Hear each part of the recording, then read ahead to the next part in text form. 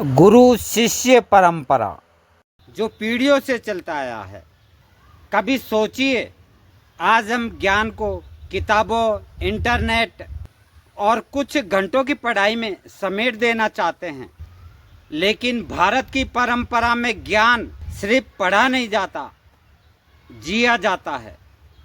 12 मंत्रों वाला मांडुक्य उपनिषद हो, उसकी कारिका हो या फिर उस पर आदि शंकराचार्य का भाग्य, एक छोटी सी ज्ञानधारा पीढ़ी दर पीढ़ी आगे बढ़ती गई और विशाल होती चली गई।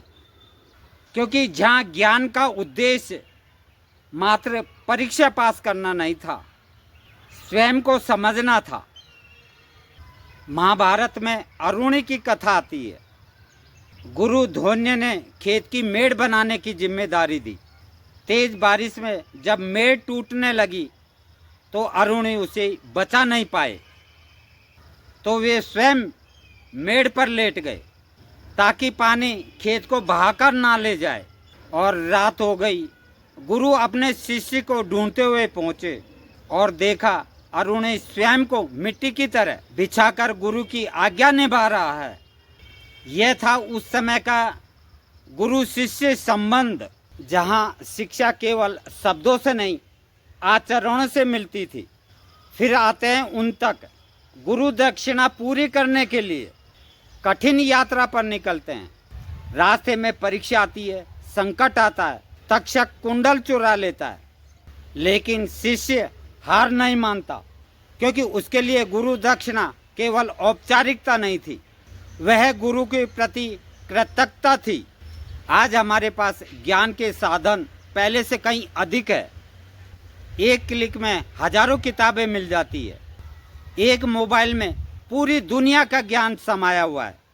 लेकिन सवाल यह है कि क्या ज्ञान बढ़ने के साथ साथ हमारी समझ भी बढ़ी है?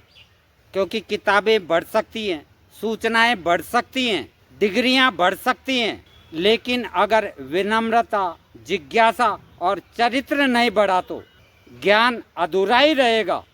भगवत गीता में श्री कृष्ण कहते हैं, प्रणव सर्व देवेषु, अर्थात संपूर्ण वेदों में प्रणव ओम मैं हूँ।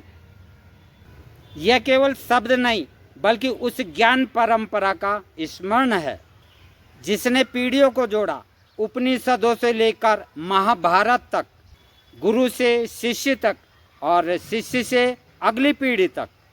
भारत में ज्ञान केवल एक व्यक्ति की संपत्ति नहीं रहा, यह एक प्रवाह रहा है।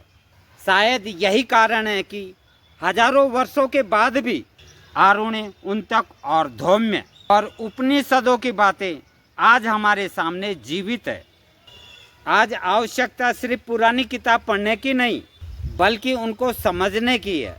क्योंकि असली शिक्षा वो नहीं जो हमें दूसरों से बड़ा बना दे।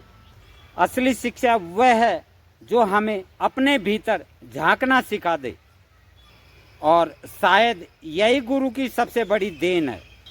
वह सिर्फ हमें यह नहीं बताता है कि क्या सोचना है, वह हमें स्वयं सोचना सिखाता है। ज्ञान की यह यात्रा हजारों वर्षों से चली आ रही है और अब इसे आगे ले जाने की जिम्मेदारी हमारी है। क्योंकि पीढ़ियाँ समाप्त हो जाती है, लेकिन सच्चा ज्ञान अगर अगली पीढ़ी तक पहुंचाया जाए तो वह कभी समाप्त नहीं होता।